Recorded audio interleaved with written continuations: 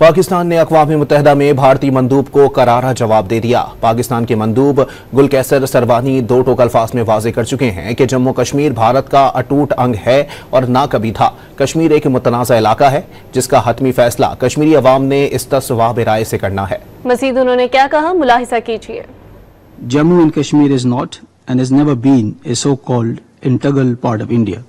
It is a disputed territory whose final disposition is to be decided by the people of Jammu and Kashmir through a UN-supervised plebiscite. India holds Kashmir by brute force with over 900,000 troops and paramilitary troops in the occupied territory, with one Indian soldier for every 8 Kashmiri men, women and child. India raises the bogey of terrorism to divert attention from its violation of international law in occupied Jammu and Kashmir.